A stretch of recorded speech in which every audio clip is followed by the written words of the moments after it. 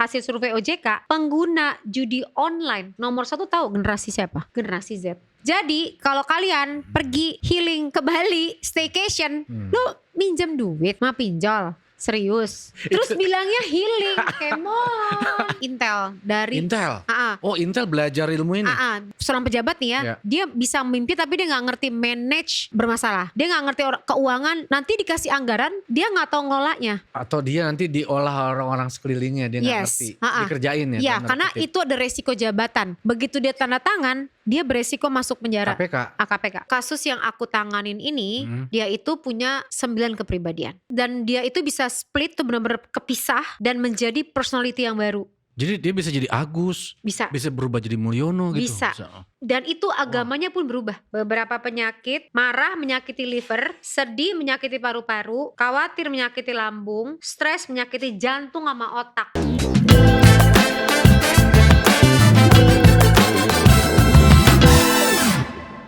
Ya, Poppy Amalia. Gila. Ya ampun, berapa puluh tahun ya? Gila, gokil. Lama banget, Alhamdulillah sehat. Ya ampun, lama banget tuh sih. Zaman dulu kayak gimana ya? Gue nih di bawah manajemen Anda. Ya gempita, apa namanya, gebiar banget ya pada waktu itu ya. Heboh ya.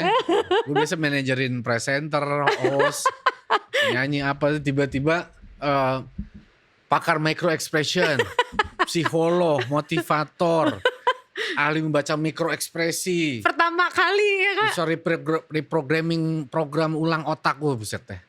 Lagi itu Ngeri. Sampai di mana-mana pembahasannya ya. Yoi. Dan lo jadi narsum banyak kasus-kasus penting ya di negeri ini ya. Pada waktu itu. Politik, banyak banget tuh Pop. Pada waktu itu gue gak mikir apa-apa. Makanya menganalisa ya sekarang wah. Gila, gue gak berani tuh. Gak berani? Apa yang terjadi Pop? Makin apa ya, makin banyak tahu makin serem ya. Itu bang, apa ya, emang ada peribahasa itu ya. Makin banyak tahu, pengetahuan itu menyiksa kadang ya. Iya. Ketika jadi kita lebih bagus gak perlu tahu gitu loh. Wow, berarti ada cerita apa nih? Jadi kalau misalnya lo udah mempelajari micro expression gitu kan, lo tahu apa yang sebenarnya terjadi, tapi lo nggak bisa speak up. Karena kalau lo ngomong, lo masalah. Oke. Dengan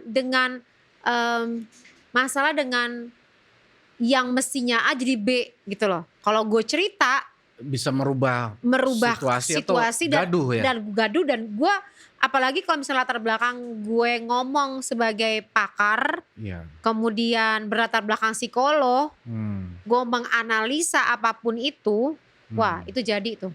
Karena dan itu wajar padahal kan, itu kan science, itu ada knowledge, ada ilmunya. Lu belajar, lu sampai belajar di Amerika kan? Jadi lebih tepatnya gue belajar sama Paul Ekman. Jadi Paul Ekman-nya itu jadi belajar micro expression gue itu sebelumnya memang gue kan psikolog. Gitu kan. Gue ngedalamin untuk gesture tubuh. Itu memang udah otomatis lah sebagai psikolog mempelajari itu. Kemudian emang udah senang dengan ilmu itu tuh. Nah terus gue nonton filmnya Dr. Lightman. Dulu tuh ada tuh di Netflix ya. Netflix apa bukan sih? Pokoknya adalah gue nontonin dia pada hari aja. Nah ternyata tuh adalah Paul Ekman. Suatu waktu gue cari informasi nih mengenai Paul Ekman nih. Gue pengen banget belajar micro expression. Dapatlah Paul Ekman-nya itu berafiliasi ya. Artinya dia kerjasama dengan Indonesia di sini. Sehingga dia biasanya yang belajar Paul Ekman itu adalah Intel. Intel? Oh Intel belajar ilmu ini? Biasanya misalnya Soviet ya, itu kan ada KGB-nya atau Amerika ada CIA, itu biasanya belajar sama Paul Ekman adalah Intel seperti itu. Dia jarang banget membuka untuk khalayak umum. Gitu. Nah satu waktu dia memberi kesempatan nih untuk orang biasa mempelajari sipil. Nah akhirnya si Paul Ekman karena dikumpulin ada beberapa komunitas, artinya ada beberapa orang yang tertarik mempelajarinya, si Paul Ekman-nya ke Indonesia tuh. Oh, oke. Nah, belajar ke Indonesia, gue belajar di situ, belajarnya sih cuman berapa minggu gitu kan ya. Cuman PR-nya tuh setahun. PR-nya setahun. Jadi setiap bulan atau setiap gue lupa nggak tahu bulan apa minggu, gue dikirimin kasus pembunuhan terus. Oh, wah. Kasus pembunuhannya yang real. Yang bener loh. Iya, jadi gue dikirimin terus disuruh analisa siapa pelakunya karena gue didoktrinnya adalah pembunuhan gitu kan. Diajarin kayaknya analisa kasus sama beberapa kasus kedutaan besar Amerika. Nah, kasus-kasus kedutaan besar Amerika, dia ngomong gini, kalau misalnya kamu jadi orang dubes, kamu nerima orang nggak? Nah, dari ekspresi-ekspresi orang yang apply. Gitu loh. Lu bisa mengkurasi, memfilter. Yes, bisa orang yang mau jadi pejabat, orang yang mau apply visa Amerika. Apply visa. Jadi kira-kira dengan tipikal orang kayak begini mau dirilis nggak gitu. Nah, kalau Paul Ekman itu dia itu ngirimin kasus-kasus pembunuhan. Jadi gue nggak dapat sertifikat langsung dari Paul Ekman. Gue dikasih waktu tuh terus gitu, dikasih kasus gue analisa kirim terus sampai akhirnya dia udah ngeliat gue udah terlatih terbiasa gitu kan, barulah dia ngirim sertifikatnya, jadilah sertifikat Paul Ekman. Nggak gitu. Sembarangan berarti ya? Nggak, tapi sebelumnya juga gue mempelajari dari Bandler. Jadi ilmunya Paul Ekman itu kan dari ekspresi wajah. Tapi sebelumnya gue juga mempelajari dari Bandler. Kalau Bandler itu kan NLP. Jadi neurologi, NLP itu neurologi language program. Gue sempet dapat itu di Lamhanas, tapi cuman sebentar. Ya, nah itu mempelajari isi otak orang, tapi bisa diintervensi, dipengaruhi dengan kalimat. Nah, pelajaran bagian dari NLP itu dari Bandler itu ada pelajaran micro expression juga. Nah, tapi beda treatment. Nah, ilmu yang gue pelajarin ini dikolaborasiin sama latar belakang psikologi tadi. Jadi implementatif banget sih buat gue sebagai psikolog untuk mempelajari micro expression ya. Karena berguna pada saat gue assessment center. Jadi kan penjaringan. Ya, jadi kan saat ini gue lagi fokus banget nih melakukan assessment center kayak misalnya di kementerian kayak kemarin ya, Kementerian Kesehatan. Gue milih level pejabat eselon 4, 3, 2 ya? 2 ya? 2 gitu loh. Oh ya. Eselon 2 itu udah selevel kepala biro, kemudian kepala humas. Gitu. Itu lu seleksi? Ya, gue menyeleksi seluruh pejabatnya itu tuh. Penilaian apa yang lu lihat di situ? Kejujuran, integritas, kapasitas, tergantung. Kalau dari Kemenpan RB, dia kan ada 9 kompetensi. 9 kompetensi yang harus dipenuhi dari setiap ASN. Jadi misalnya lo mau jadi pegawai negeri nih.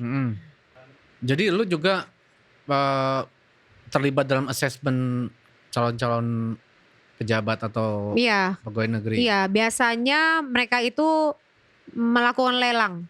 Nah, jadi kayak misalnya ada sebuah kementerian dia mau milih pejabat nih gitu kan. Nah, dia lelang nih di e-katalog. Nanti kita ikutan tuh di situ tuh. Nah, gue menang nih gitu kan. Perusahaan gue menang, maka gue akan melaksanakan selama setahun untuk melakukan seleksi itu gitu loh. Lu menyeleksi para orang-orang yang dipilih sama mereka untuk gue lakukan pengukuran sekiranya mereka memenuhi jabatan, menduduki jabatan tersebut, ini orang cocok nggak kompetensinya. Yang dari ASN itu kan harus merujuk dari Kemenpan RB. Kemenpan RB itu ada aturannya gitu loh.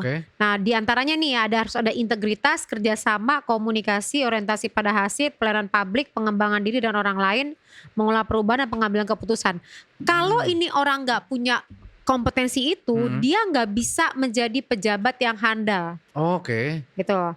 Kayak tadi kan ada integritas, dia punya kejujuran nggak? Kalau nggak ntar korupsi aja.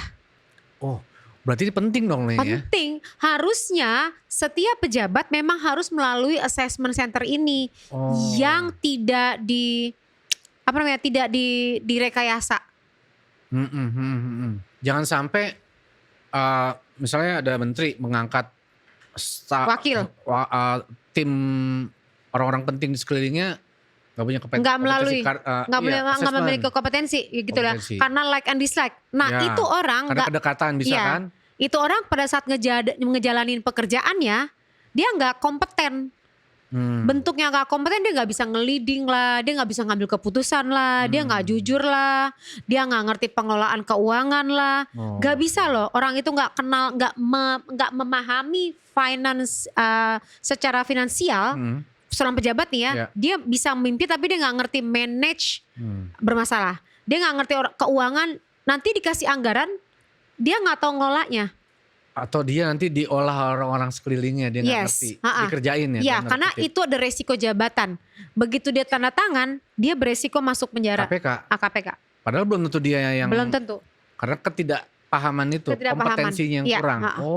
Berarti perlu dong. Perlu banget. Jadi seorang pejabat itu dia harus menguasai finansial, ya, pengelolaan keuangan.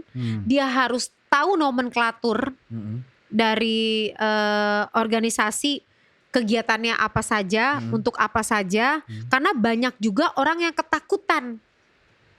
Ini pengalaman aku nih ya di kementerian-kementerian ya, dia itu ketakutan menggunakan anggaran. Ya. Kenapa? Pertanggung jawabannya. Yes, karena takut jadi temuan. Jadi, gitu kan. Jadi sehingga penyerapan anggaran itu masih rendah katanya. Gitu seperti Baso.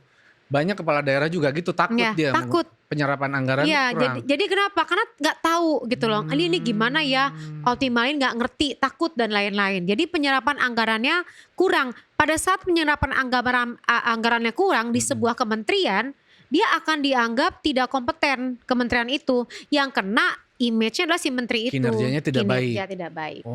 Berarti penting ya. Nah si menterinya milih timnya tidak melalui asesmen. Nah lu bisa melakukan itu? Bisa. Dan tim? Bisa. Kita juga siap dengan psikolog-psikolog yang ada ya, yang berpengalaman sebagai asesor gitu loh. Dan lu bukan cuman psikolog, lu kan bisa baca mikroekspresi, lu punya ilmu intelijen ya kan, NLP lengkap ya. Jadi sayang banget kalau misalnya milihnya asal-asal. Apalagi nih ya Mas, ini kan banyak kementerian baru loh. Nah itu dia. Banyak kementerian baru yang kita belum tahu nih mau kemana. Berarti orang-orangnya juga kan ada perubahan tuh di situ. Bukan kan namanya kementerian baru. Pecahan dari kementerian yang ada nih. Ada. Sekarang numpang nanya deh, karyawannya mana? Ya kayak Menparekraf jadi pariwisata beda, ekonomi kreatif beda. Dia ngambilnya gimana caranya? Gue tanya. Dia narik dari mana? Dari Kementerian Pariwisata. Bang Rifki bisa dijawab gitu. Dia ngambilnya dari mana? Gue tanya dulu. Dia ngambil dari mana? Oke, dari karyawan Kementerian Pariwisata pindah gitu kan. Nah, itu nempatinnya pakai apa? Nah, katanya ada yang pindah ke pariwisata, ada yang tetap di Ekraf. Iya. Sekarang tahu dari mana ini orang kompeten di sini? Ini orang kompeten di sini. Kan kita nggak tahu. Hanya karena kita kenal. Atau lihat portfolionya. Ya, kalau misalnya hanya ngelihat lembar kehidupannya, perkiraan itu nggak bisa karena pada saat orang di assessment itu itu psikotes paginya, interview berbasis kompetensi, dikasih kasus, dia disuruh bikin disposisi, setiap disposisinya dia kita nilai, dia disuruh LGD, Leadership Focus Discussion. Jadi pada saat dia dikasih kasus, dia bisa nge-leading gak? Nanti pada saat dia ngobrol gini nih sama temen-temennya, psikolog di pojok kiri kanan 4 psikolog mantau dia. Kemudian dia disuruh paparan seandainya dia terpilih. Nah instrumen itu harus dilaluin. Kalau misalnya milih dia karena dia dulu pernah A pernah B, gak main. Belum tentu ya, artinya portfolio belum tentu menjamin. Enggak, gue hanya khawatir menteri salah milih, ya salah memposisiin, nantinya yang kena dia. Karena nih orang gak kompeten, hanya jago untuk membahagiakan menterinya doang gitu loh. Mau apa kata bapak deh, apa kata bapak. Nah kalau apa kata bapak, bapaknya gak diedukasi tentang masalah tadi ya. Aturan-aturan, ini boleh atau enggak, ini nomenklatur. menyelenggarakan sebuah kegiatan tapi tidak tahu harus ngambil dari keuangan bagian mana, tidak tahu bagaimana mengelola, kena Iya. temuan. Iya benar. Ada juga menteri kemarin kalau nggak salah kita berantas judi online.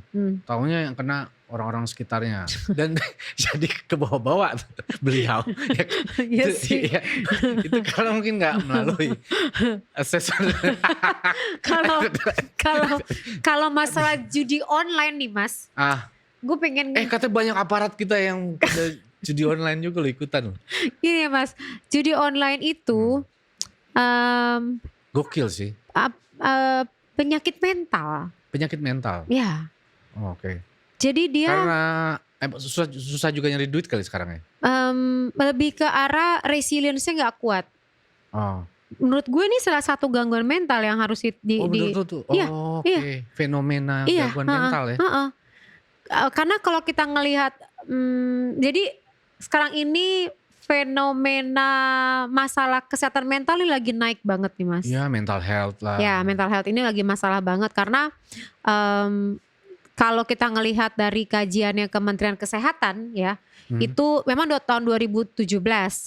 Gue nggak tahu apakah mereka melakukan pengukuran lagi apa enggak. Itu dinyatakan bahwa dari setiap 10 orang Indonesia, 1 mengalami gangguan mental. Nah, kemudian gue juga ada data lagi nih. Data lagi dari hasil survei tahun 2022, ini baru nih.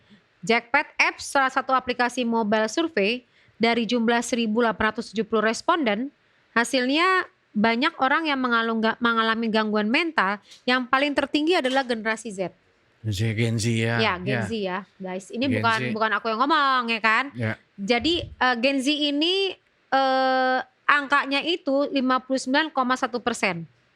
Kemudian dari Gen Z, milenial sama Gen X, milenial itu sekitar 39,8% merasa punya gangguan mental. Oke. Yang paling gak merasa adalah generasi X. Tidak merasa. Gak merasa apa-apa. Nah, si milenial, tapi ingat Mas, konteksnya adalah merasa memiliki gangguan mental. Merasa ya. Merasa. Apakah dia mengalami gangguan mental? Belum tentu. Makanya muncul di generasi X yang namanya self-diagnose. Dia merasa bahwa dia mengalami, misalnya dari ngeliat TikTok, dia ngeliat, wah ini ciri-ciri gue. NPD, lagi rame tuh kan. Kayaknya gue bipolar banget nih. Ciri-ciri rambut gue rontok. Introvert, susah tidur malam. Nggak taunya dia kekurangan magnesium. Nggak tahu dia kekurangan vitamin B. Oh gitu. Ngerti gak sih? Karena sok tahu. Ngerti gak? Dia merasa dirinya adalah psikolog. Dia mendiagnos diri sendiri. Maka muncul loh yang namanya gue harus healing nih. Iya. Gitu loh. Gue orangnya introvert soalnya. Padahal introvert ngaku. Belum tentu. Bipolar itu gak segampang itu dinilai. Bipolar itu pakai alat khusus untuk nilai. Bipolar ya? Ya, gak bisa. Lu ketemu orang gila, lu bipolar banget tuh. Hanya gara-gara dia baru nangis, kemudian dia ketawa. Kayak mood swing gitu ya? Iya. Mood swing dipikir kayak bipolar, 2 kepribadian. Kemarin juga ada artis yang ribut ya satu dengan yang lain. Terus satu lagi artisnya ngomong, oh dasar nih bipolar nih si A gitu kan. Iya. Gue ngeliatnya, kok lu gampang banget sih mendiagnosa orang gitu loh. Gak bisa, lu butuh tenaga profesional, gak bisa. Ketemu orang langsung, ini orang gangguan mental, gak bisa gitu. Kemudian dari hasil data ini, survei kesehatan mental remaja ya, ada beberapa universitas, Kementerian Kesehatan, kolaborasi dengan UGM, University of Queensland, Australia, John Hopkins, kemudian juga dengan USU dan Universitas Hasanuddin melakukan survei. Survei namanya Indonesia National Adolescents Mental Health Survey. Itu hasil survei 1 dari 3 remaja Indonesia memiliki masalah kesehatan mental. Wah, berarti udah serius ya? 1 dari 3 remaja ya. 1 dari 3. Ya. Nah, dari 3 remaja itu yang paling gangguan yang mereka alami adalah depresi mayor, gangguan perilaku 0,9%, PTSD, post trauma, jadi kayak ada trauma gitu kan, dia mengalami trauma tertentu. Habis itu kecemasan, ADHD. Nah, Kemudian faktor penyebab gangguan mental remaja itu yang nomor 1 adalah perundungan. Bullying ya? Bullying. Mic ya? Kesini mic ya? Bullying ya? Bullying, makanya kasus bullying itu menjadi nomor 1. Terus lihat nggak anak-anak sekarang, begitu ada bullying mereka mentalnya nggak kuat, banyak kasus yang bunuh diri. Iya. Ini lagi naik kan? Iya kan kita bilang Gen Z katanya mentalnya lemah nih, rapuh apa, tapi faktanya memang serius gitu. Memang kita nggak bisa menganggap di era gue gitu. Zaman dulu tuh kayak gitu. Nggak bisa disamain. Nggak bisa, beda. Nah terus masalah mental ini kalau kita kaitkan sama hasil dari OJK, hasil survei OJK, pengguna judi online nomor 1 tahu generasi siapa? Generasi Z. Hah? Wih, Gen Z? Yes. Oh, doyan judi online mereka? Paling nomor 1. Itu data? Ya, datanya ada. Ada. Judi online nomor 1 adalah Gen Z. Waduh.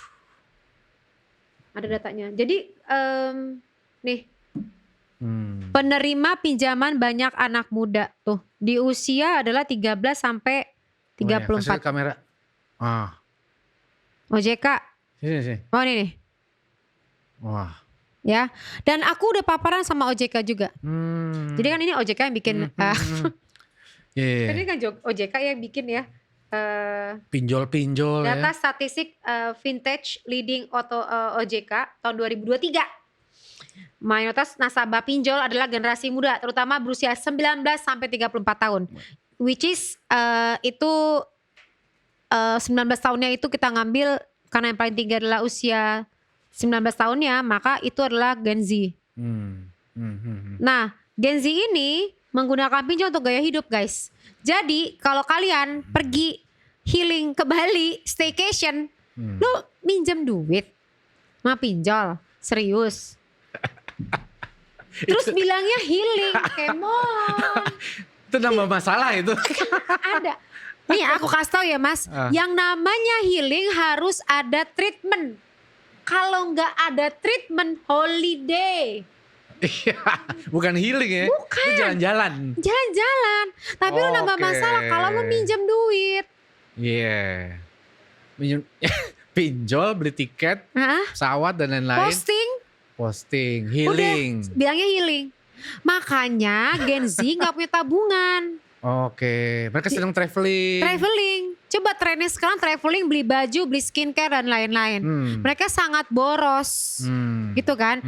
Dibanding dengan millennials gitu loh, masih mikir-mikir nih millennials gitu. Karena mereka udah berkeluarga. Nah, jadi trennya sekarang ini, kalau dibilang generasi Z itu mentalnya lemah, mentalnya itu disebut dengan strawberry generation. Ranum di luar dalamnya masih lembek. Memang gitu, memang seperti itu. Jadi saya pengen ngomong milenial sama generasi X jangan berekspektasi too much sama Gen Z. Mereka itu adalah lulusan dari daring. Mereka ini generasi Z adalah anak-anak COVID. Iya, di era COVID kan pada daring semua kan? Iya, jadi mereka itu nggak skin to skin. Iya, ketemu langsung interaksi. Nggak, bukan gayanya dia, bukan gayanya dia. Nah, karena mereka kebanyakan di kamar waktu dulu ya, nggak sekarang ya. Kebanyakan di kamar, mereka nggak keluar. Yang tadinya ekstrovert jadi introvert. Itu beneran ya? Beneran. Makanya lulusan si generasi Z pada saat menghadapi kenyataan dunia nih, keluar dari rumah, mentalnya nggak, resistance-nya nggak baik. Dan ini bahaya ya? Bahaya. Rentan. Jadi kita sibuk, ayo bela negara, ayo program ketahanan mental. Kita bikin program-program Pak Prabowo mungkin ya, saya nggak tahu deh ya. Program-program yang memang membuat mentalnya anak-anak ini kuat gitu. Psikologinya harus dilihat Pak. Secara psikisnya ya? Iya, bukan. Jadi mentalnya itu oke, mau dikasih ke apa namanya ya? mau dikasih kuat dalam bentuk fisik, mereka disuruh lari-lari, bela negara apa segala wamil. macam gitu, wamil boleh. Tapi mentalnya mereka masalah. Hasil surveinya ada. Jadi kalau besok, kemarin kan sempat ya katanya mau dibawa ke IKN. Ya. ASN yang dipilih adalah generasi Z. Saya tidak merekomendasikan sama sekali. Karena saya udah kesana tuh, udah ngecek tuh gimana ekologisnya di sana, bagaimana bukan ekologi, ekosistemnya di sana belum terbangun. Di IKN. Jadi kalau anak-anak si Gen Z berangkat, tidak ada kafe, tidak ada tempat mereka untuk coffee shop atau mereka untuk nongkrong, mereka hanya berangkat dari kantor menuju apartemen. Aku udah lihat apartemennya, aku udah survei semuanya. Dari kantor ke apartemen bolak-balik. Ini stres. Garansi 3 bulan 1 hari kumat. Waduh, gawat. Gak bisa. Tapi kan kemarin akhirnya ada perubahan ya, nggak diberangkatin kan.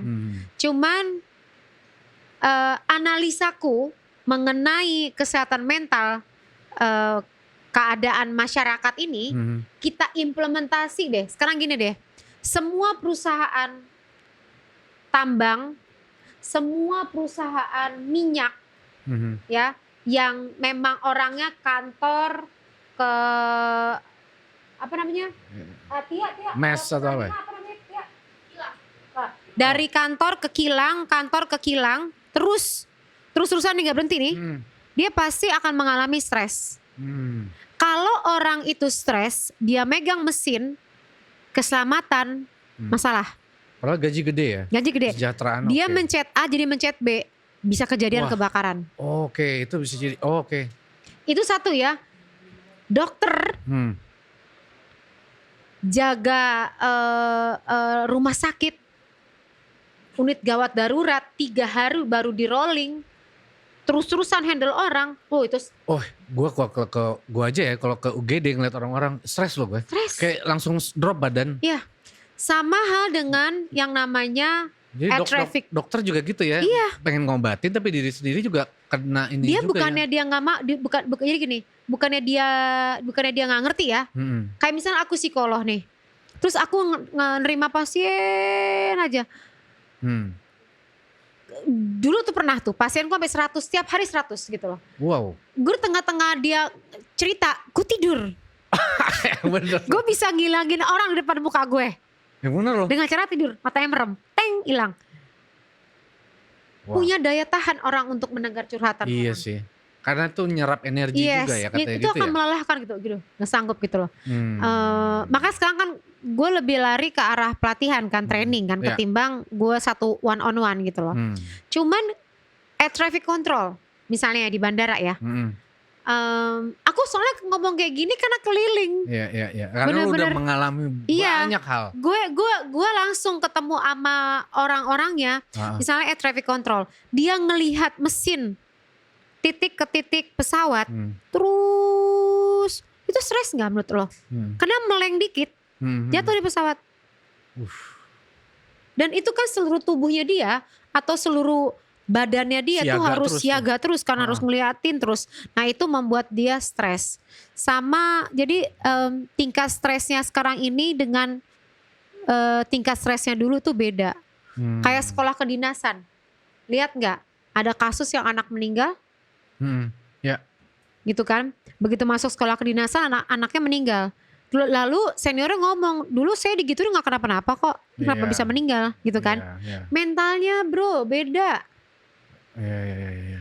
Iya kan katanya ya senior itu mukul. Menseleksi atau apa maksudnya ya supaya mentalnya kuat gitu. Mentalnya beda. Jadi beda era ya, beda.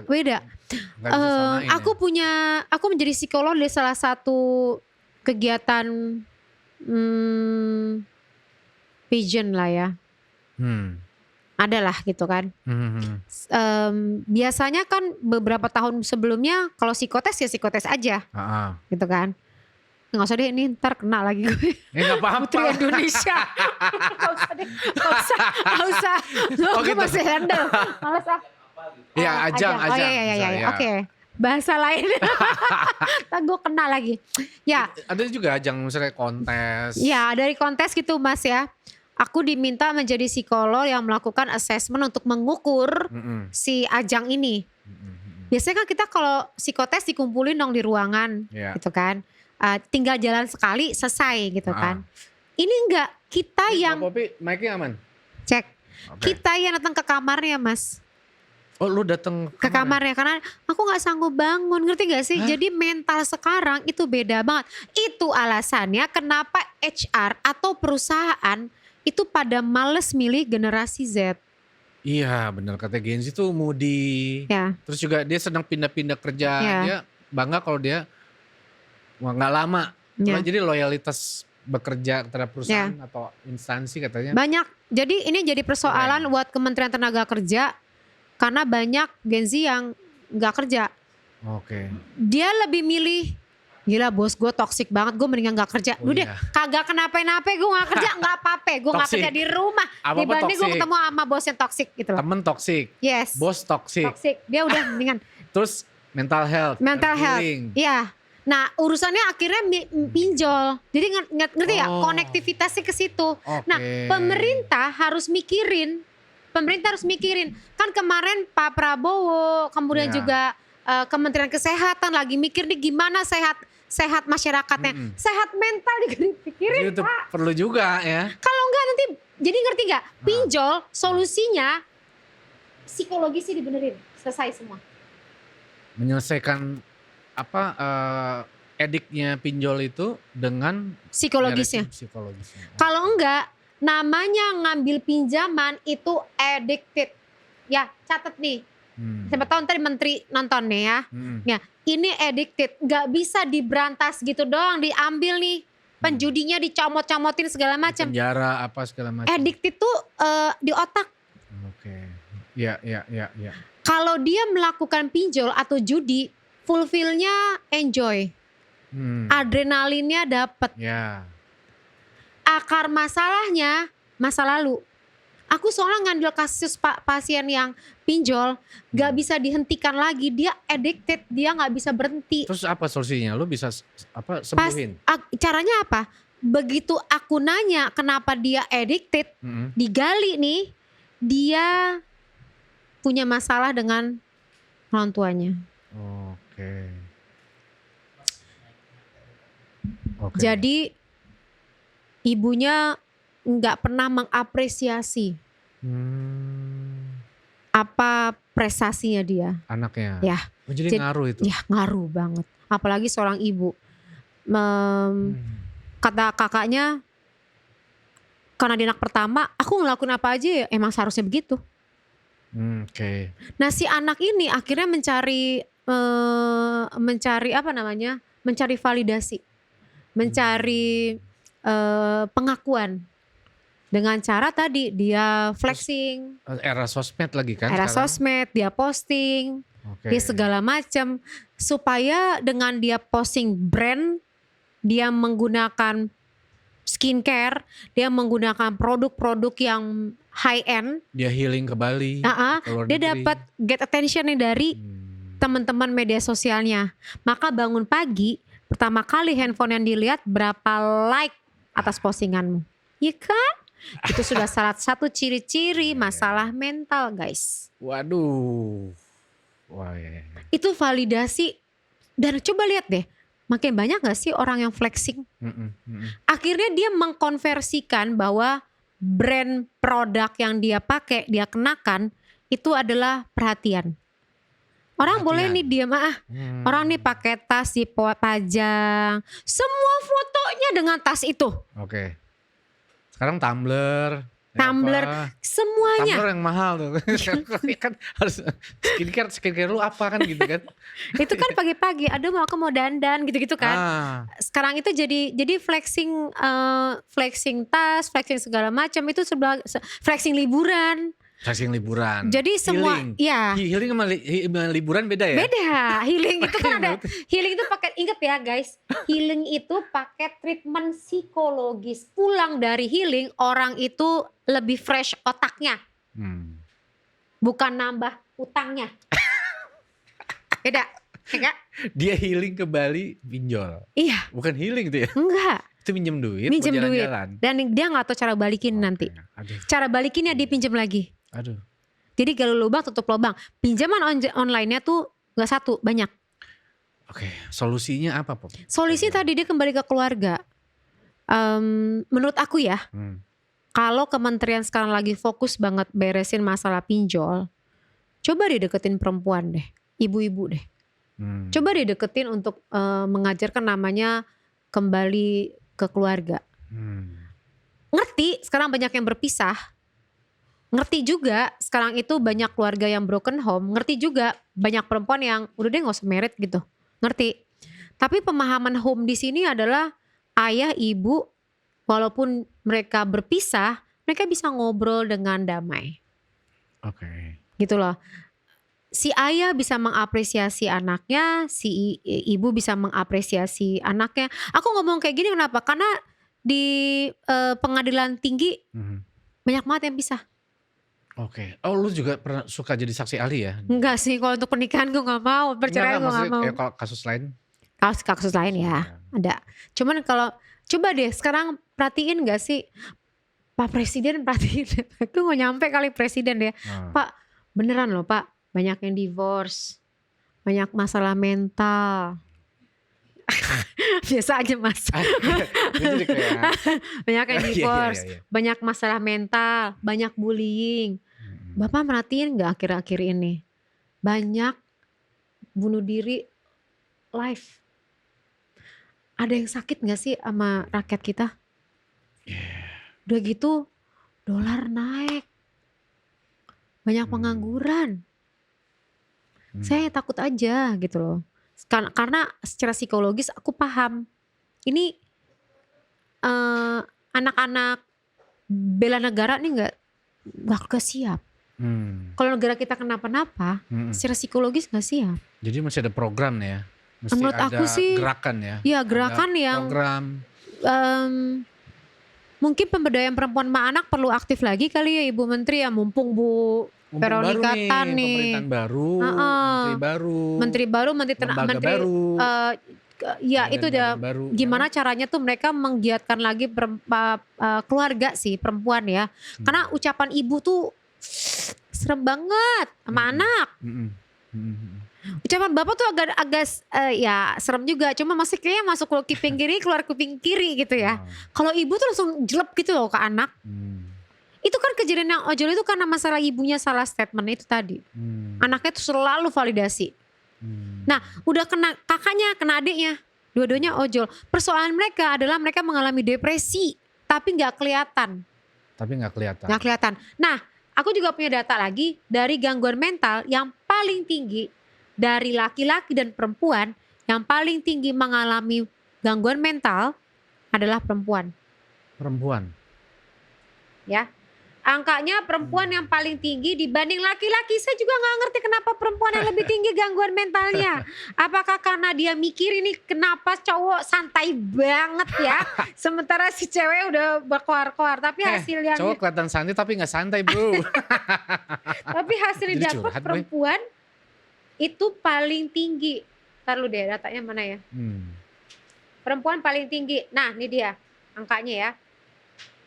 Riset dari Institute of Health Metrics and Evaluation University of Washington terkait dengan masalah global burden of disease ya di sini melalui grafik gangguan kesehatan di Indonesia tertinggi adalah kaum perempuan, kemudian kaum laki-laki. Kaum perempuan terindikasi peringkat tertinggi karena masalah adalah kecemasan.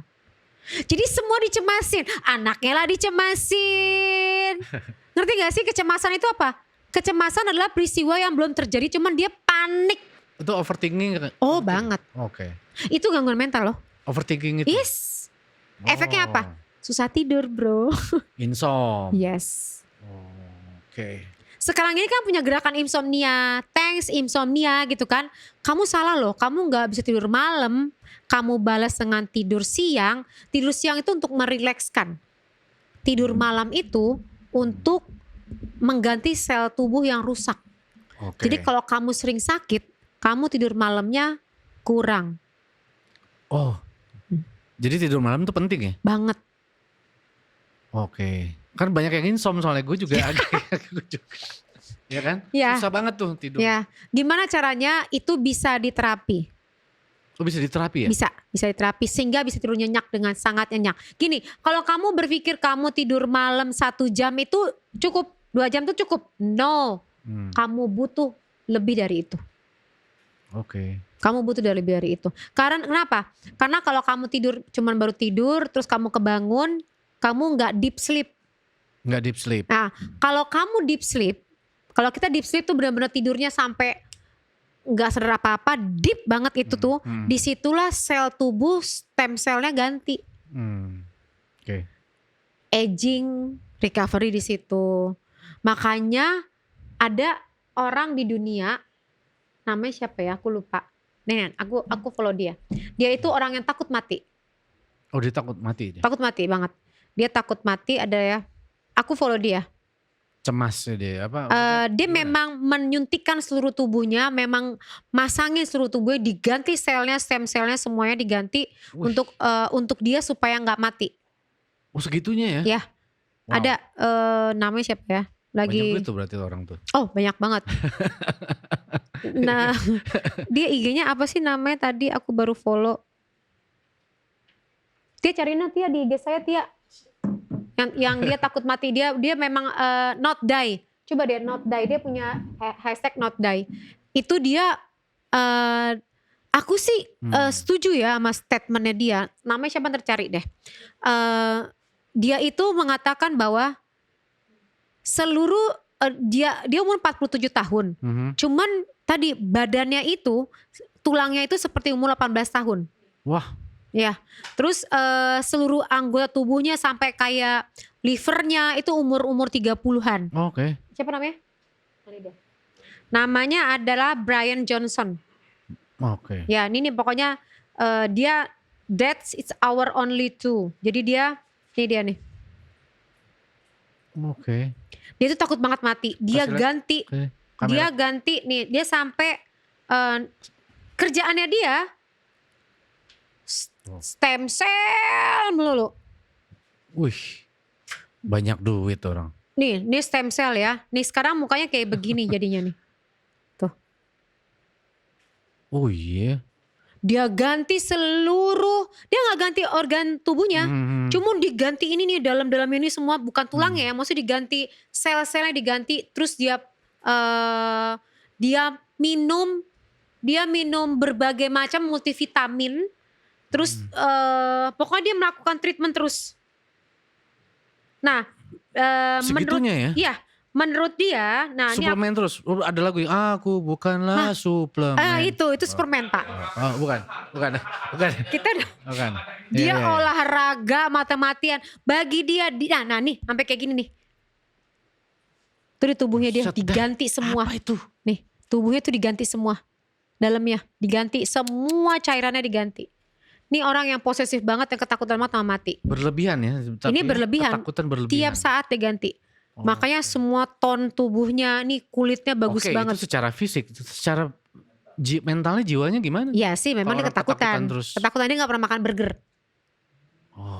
Dia makanannya tuh makanan sehat banget, healthy food. Dia minum air putih, dia gak pernah minum apapun. Cuman seblak gak juga? Gak pernah. Heran ya. Saking segitu menjaga. Cuman dari dia kan ngerisetnya. Kita tinggal metik-metik aja.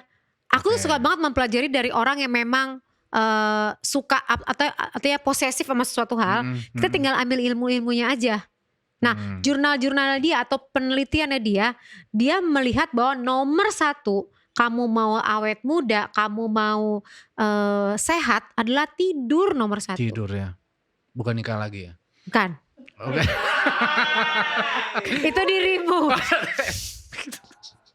Itu dirimu. Belum tentu juga. Gini loh. Belum tentu juga sebuah pernikahan itu membuat happy. Masalah tuh bukan di pernikahan guys. Seluruh ruangan, semua penonton yang nonton di sini. Masalah tuh bukan pernikahan. Pernikahan tuh jadi gini, jangan menikah untuk kamu mencari kebahagiaan di situ. No. Kalau kamu berharap kebahagiaan dari pasanganmu, kamu gak dapet apa-apa. Pasti gak dapet. Karena namanya manusia bisa berubah. Ya. Kamu jangan bergantung kebahagiaan dengan manusia lain. Kamu harus mendesain kebahagiaanmu tanpa alasan kamu bahagia. Kamu jadi gak ada keterikatan. Ngapain kamu punya kemelekatan sama manusia? Wow. Wes. Ini pala jomblo semua saya rasa di sini ya. Jomblo lu semua lo. Heran. Kayak gue. Kenapa gak bisa gitu loh? Pasti kecewa. Pasti kecewa. Wah, gue punya pasangan gue nikah bahagia. Enggak, belum Chapter tentu. yang indah. Belum. Kalau satu hari dia ngecewain, hancur dunianya.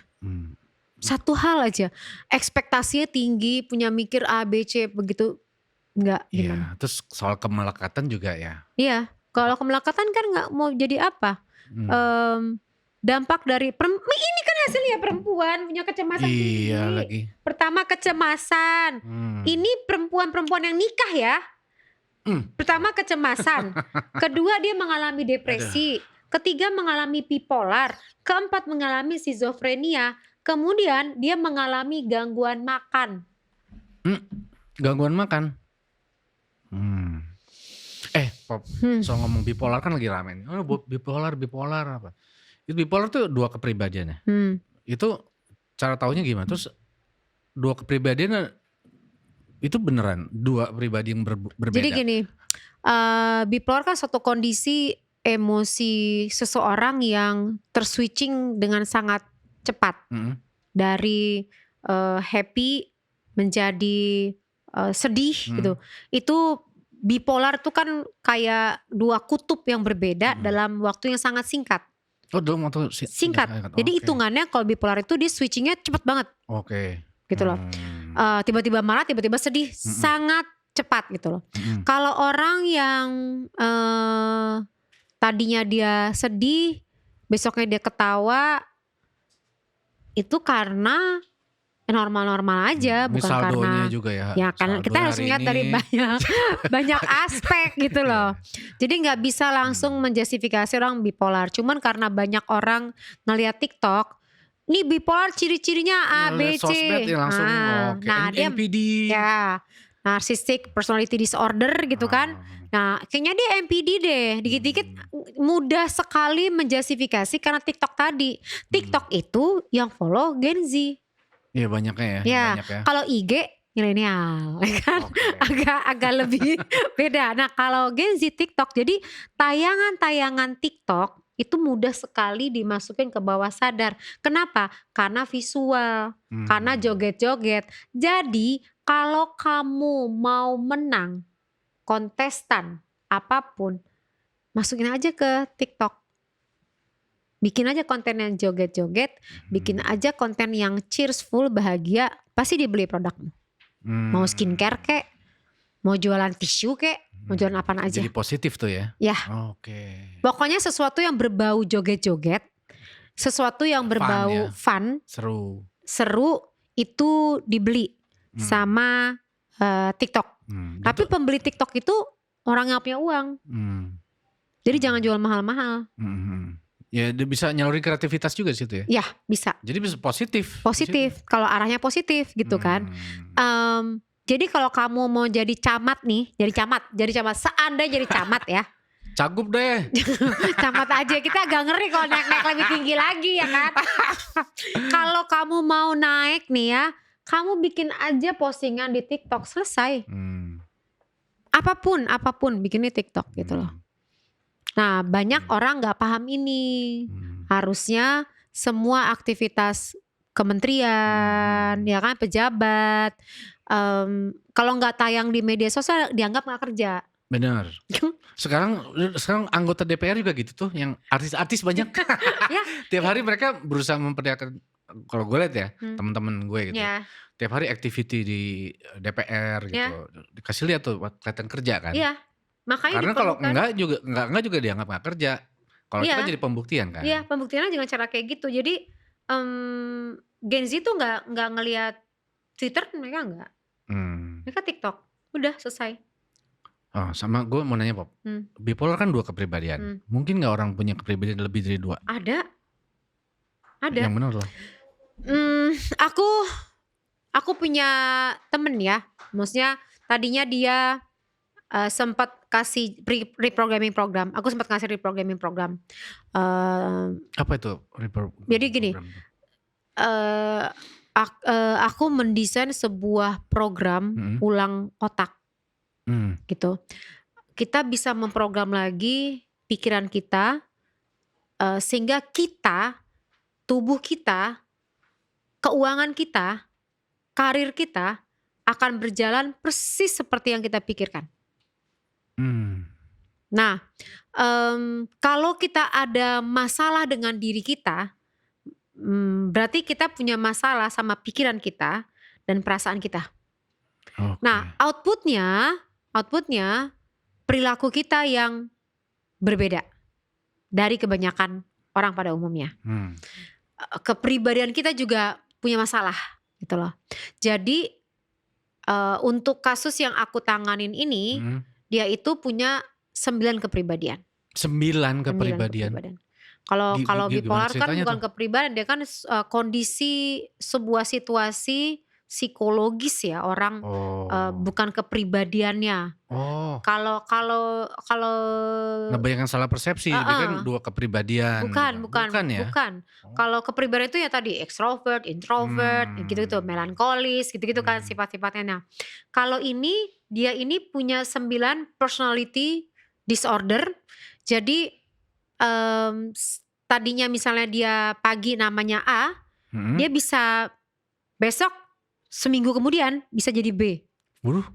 Dan dia itu bisa split itu benar-benar kepisah dan menjadi personality yang baru. Wah. Jadi dia bisa jadi Agus, bisa berubah jadi Mulyono gitu. Bisa. Nanda bisa. Oke. Gitu kan. Misalnya Mas Nanda kepribadian ini nih. Ini ada 9 nanda-nanda lainnya dengan nama yang berbeda, dengan kacamata yang berbeda, dengan rambut yang berbeda.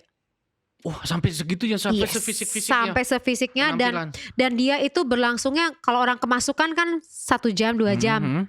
Capek dong, habis teriak-teriak kan. Aing ngaung ya kan. Ngaung kan. Nah, kalau ini dia itu bisa sampai 2 minggu. 2 minggu jadi karakter yang sama sekali berbeda. Jadi gini, dia lagi bikin es nih. Saat lagi jualan es, tiba-tiba boom, dia ada di somewhere. Bisa jadi dancer gue. Bener, dia jadi dancer.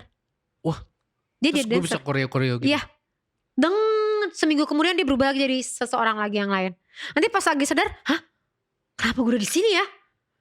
Gue pakai baju apaan? Dia bingung dengan bajunya. Dia bingung dengan rambutku kenapa begini? Serius lo ya? Ada kayak begini? Ada. Wow. Dan itu diprogram ulang, sekarang udah normal. Lu program ulang dia? Ya. Tapi untuk aku bisa program ulang dia, jadi gini, cara program ulangnya gimana? Otaknya dibenerin. Oke. Jadi otaknya dibenerin caranya apa? Mau gak mau aku harus kembali ke masa lalunya dia dong. Kenapa dia, jadi gini, setiap perilaku kita atau gerakan tubuh kita itu ada yang melandasi kita melakukan hal itu.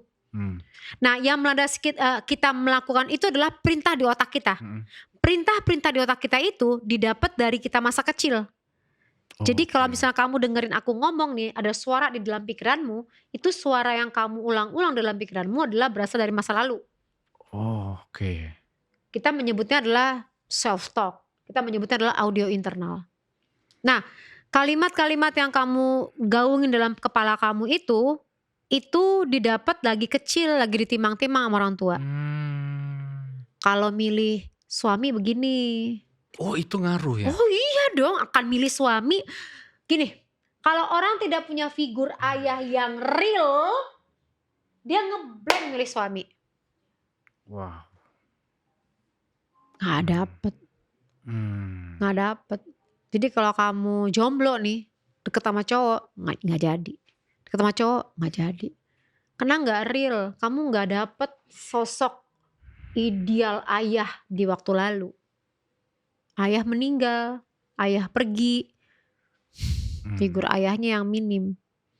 Sebenarnya bisa ngisi ya figur ayah dari kakek, om gitu. Sampai umur berapa tuh Pop biasanya Pop?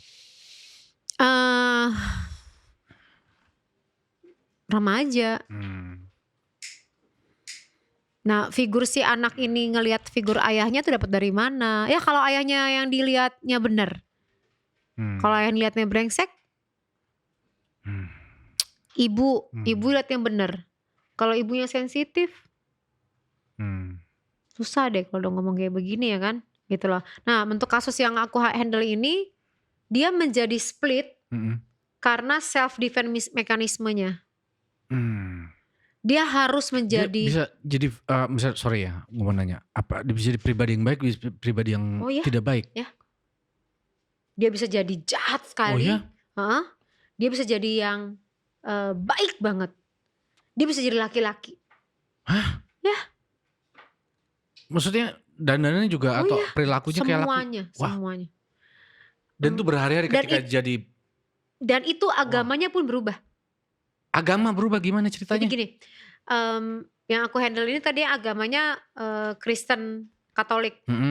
Tiba-tiba dia split nih, jadi Muslim. Dia bisa ngaji, total ngaji, pergi ke masjid seminggu pakai hijab. What? Pas lagi disadar, kenapa ini gue di majelis taklim ya? Dia pergi lagi ke gereja. Ngerti gak sih? Dia bener-bener gak sadar lagi. Dia lagi duduk-duduk tenang-tenang, tiba-tiba dia di jembatan sungai. Wah.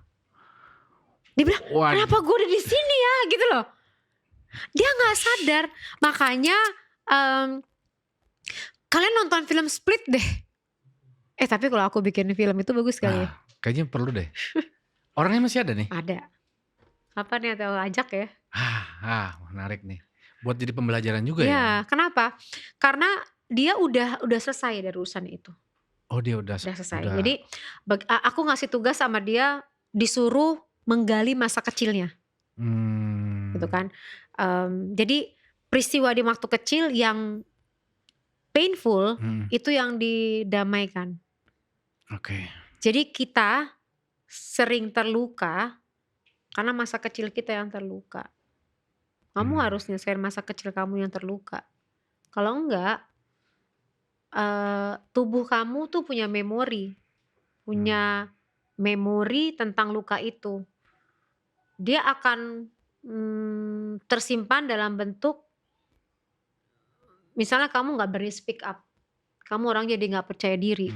Itu karena trauma masa lalu kamu, gitu loh. Jadi itu harus diselesaikan. Nah, saya kasih tugas nih sama dia nih, tugasnya nulis, simpel banget. Jadi sebenarnya mau program pikirannya, tugasnya nulis. Balik itu setahun kemudian. Terus pas ngebalik setahun kemudian aku tanya, lama banget sih gak balikin juga, tugasnya simpel banget. Iya, ini pun juga kebakar, kata dia. Tahu kenapa? Si alter ego yang lain gak suka dia di treatment, dibakar. Bukan bukunya doang dibakar, kos-kosannya dibakar sama dia. Wow. Dia gak suka aku treatment. Wah, ini fenomena gokil ini. Iya. Tapi sekarang setelah dia menyusun puzzle-nya, nyusun satu persatu puzzle-nya, normal. Kayaknya di dunia orang split itu kan banyak ya. Kayak cuman dia doang yang, menurut aku ya, aku gak tahu deh ada jurnal lain gak. Kayak dia deh yang aku tahu yang benar-benar bisa normal lagi. Wah. Dia survive, bisa ninggalin semua kondisinya itu. Dan udah bisa hidup normal. Oh iya. Dan dia bekerja di instansi pemerintah yang bergengsi. Yang bener loh. Beneran. Wes. Kenalin. Oh iya boleh. Anaknya cerdas banget. Orangnya cerdas banget. Dia cerdas, analisanya tajam gitu loh. Jadi sayang potensinya itu gitu loh. Karena masalah mental tadi. Nah, betapa pentingnya jaga kesehatan mental. Jadi kamu mungkin pinter, tapi kamu gak percaya diri. Kayak kamu, mentalmu tuh ngedrop. Kamu gak bisa berpotensi. Sementara pinter, semua hal jago. Nah begitu diberesin mentalnya, akhirnya dia bisa berkarya. Dia punya produk baju. Sekarang luar biasa. Jadi lu bisa kasih solusi itu ya? Maksudnya program, terus apa? Nah kita juga lagi bikin di lembagaku, ada namanya mental health check up. kita berpikir bahwa mental health check up. mental, biasanya kan medical check up ya. Ini Nah, mentalnya. untuk mengetahui kita nih ini apa Ya. enggak, jangan mendiagnosis diri sendiri. Yes, mendingan kamu ikutan ya. Nah, itu cuma setengah jam, diukur nih. Cuman ngisi kuesioner kok, bla bla bla. Udah keluar tuh, kamu punya kecemasan levelnya berapa? Oke. Kamu punya depresi levelnya berapa? Kamu punya stres levelnya berapa? Nanti kalau ternyata kamu punya stres di levelnya berapa, kita ngeliat lagi di sebelahnya nih. Stresnya karena kelelahan kerja kah? Beban kerja kah? Manajemen waktu kamu yang berantakan kah? Atau pengelolaan yang lain tuh keluar lagi tuh. Kemudian kita lihat lagi, kamu sebenarnya dengan kerjaan ini mental kamu lelah atau fisik kamu yang lelah? Bisa mendiagnosis itu. Oke. Itu cuman setengah jam udah keluar semua itu. Kemana Pap ngubunginnya? Ke aku, ke sini. Ke lembaga psikodinamika gitu. Itu cek Instagramnya Mbak Psikodinamika. Ya? Nah, mental health check up itu harus dilakukan tiap 6 bulan sekali. Jadi kalau jadi kita ketemu nih. Aku lihat nih kayaknya oke gitu loh. Mas Anda nih, tapi terus terang ya, Mas Anda dengan yang dulu, aku lebih suka dia sekarang. Oh ya? Kenapa? In physically ya, gitu loh. Dia jauh lebih muda. Padahal nih Jembros. Dia jauh lebih muda, gitu loh. Kita bisa ngukur orang terlihat happy apa enggak happy dari kulitnya sehat apa enggak. Gitu kan. Nah ini dia lagi bagus nih. Tapi jangan kurus lagi, jangan naik lagi, cukup nih. Gitu. In physically ya. Walaupun sering-sering bengong. Nah itu tuh urusan psikologisnya beda lagi gitu kan ya. Untuk masalah itu perlu. Dibacain dong gue. Untuk masalah itu aku bilang secara fisik ya. Untuk masalah itu perlu ngobrol tapi off the record gitu untuk bisa ngegali. Nah tadi 6 bulan kita ketemu sekarang ini kita bisa ngobrol, belum tentu 6 bulan ke depan lebih baik, bisa lebih buruk. Mesti dicek lagi. Yes. Nah, begitu kita tahu bahwa kita ada masalah, treatment jangan terlalu dalam, jangan terlalu jatuh terlalu dalam. Karena kalau udah sampai stres yang dalam itu lari ke psikosomatis. Maka muncullah penyakit-penyakit. Penyakit-penyakit yang beberapa penyakit. Tadi mana dia datanya? Beberapa penyakit. Marah menyakiti liver. Sedih menyakiti paru-paru, khawatir menyakiti lambung, stres menyakiti jantung sama otak. Ngerti gak? Jadi kalau kamu stres, kena tuh overthinking. Overthinking larinya malam, kamu mikir semua hal. Ciri-ciri dari overthinking itu apa? Jantungnya berdetaknya cepat. Makanya kalau kamu mau tidur malam, targetin dulu jam berapa tidurnya. Misal tidur jam 10 nih.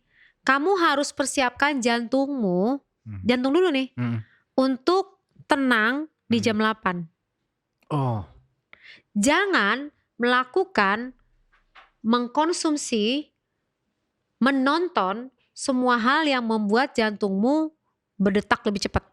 Mainin handphone, lihat sosmed. Yes. Kenapa? Kenapa lihat sosmed itu mempengaruhi? Karena kamu mengcompare kehidupanmu dengan orang lain. Jadi diet media dulu deh. Kalau kamu mau media sosial. Nah, kalau kamu mau mentalmu nggak kena, taruh handphone. Gitu loh, taruh handphone. Kenapa? Karena kamu pasti membandingkan kehidupanmu. Kamu tahu bahwa kehidupan yang diposting sama teman-teman kita itu kan yang baik-baiknya doang. Gila enak banget ya dia nikah sama si A, si B, si C tinggal naik jet pribadi bla bla bla. Tapi kan kamu nggak tahu kehidupan dia sama suaminya seperti apa. Yang realnya. Gitu kan. Banyak lah kejadian seperti itu kan. Kita ngeliat ganti-ganti tas, naik mau jet pribadi. Nggak taunya ambil uang rakyat. Ya kan? Kita nggak tahu realnya dia dari mana gitu. Tidak seindah itu ya. Makanya jangan stres. Itu jangan jadi sosmed mesti happy, jangan jadi beban. Iya, makanya abis itu lihat orang berantem dan menormalisasikan artis idola kita untuk ribut. Karena kita ngeliatnya keributan saban hari. Jadi biasa. Jadi biasa aja. Oke. Kita nggak ada namanya cancel culture loh di artis. Korea, nggak senyum aja sama fans, selesai hidup loh. K-pop, nggak boleh. Emang didoktrin dia. Diarahkan. Didoktrin dari Dibina. Belasan tahun ya. Dari umur 12 tahun dia masuk K-pop. Lisa itu bener-bener ceritanya dia kan kita pelajarin tuh. Dia bener-bener harus senyum. Senyum harus full. Dia harus operasi bahkan sampai melebarkan bibirnya, mulutnya untuk senyumnya tuh bagus. Kita artis kita, juteknya, ya kan? Iya. Itu tuh memang udah beda gitu loh, nggak. Jadi hal tersebut membuat orang mengalami kecemasan dan ada surveinya, ada penelitiannya. Orang yang megang handphone 24 jam pasti punya kecemasan, garansi sama saya. Nggak mungkin enggak. Nggak mungkin. Nggak mungkin orang megang handphone 24 jam nggak punya kecemasan. Temuin saya, dia hidupnya bahagia gitu, megang handphone 24 jam. Pasti cemas. Cemasnya tuh ciri-ciri tadi mau tidur malam tuh kayak gelisah. Dia hitungin cicak lewat. Didengerin suara air. Akhirnya apa? Minum obat tidur. Ketergantungan. Padahal kamu bisa menggunakan teknik yang tadi aku bilang. Bikin caranya gimana? Jam 10 kamu bikin rencana tidur. Jam 8 detakan jantungmu di low-in. Jangan minum kopi. Jangan nonton film horor yang bikin kamu mikir. Jangan denger cerita pembunuhan. Kan banyak yang nonton. Jangan nonton politik yang membuat kamu marah-marah sama tokoh. Stop, matiin. Udah, gue gak peduli, besok gue mikir lagi. Jangan ngangkat telepon teman kamu yang sedih. Kamu harus dengerin curhatannya, yang sedangkan masalah kamu aja belum beres. Kamu tuh gak bisa nolong orang sebelum kamu beres masalahmu. Gak usah sok-sokan nolong orang. Kamu Gitu. sendiri gak bahagia. Gak usah sok bahagiain orang. Dirimu sendiri gak bahagia. Ngapain? Kenapa dia yang Thank you. Oke, thank you Poppy Amalia. Waktunya ntar kita ngomong lagi ya. Ya, thank Seru you. banget nih, gokil. Gimana ngekatnya ya? Berarti ikut programming lu ya? Oh iya, harus. Karena aku sih mengimbau ya, karena banyak kementerian baru. Emangnya Pak Menteri udah tahu bagaimana men-set up itu timnya? Sudah dengerin Pak Menteri, Bu Menteri. Thank you Pop. Yes. Nanti kita ngobrol lagi ya. Oke, thank Di sini you. kita ngobrol yang off the record iya. ya. Oke. Siapa Apa coba? tuh? Pejabat, intelijen, politik. Banyak tuh. Thank you Pop. Oke.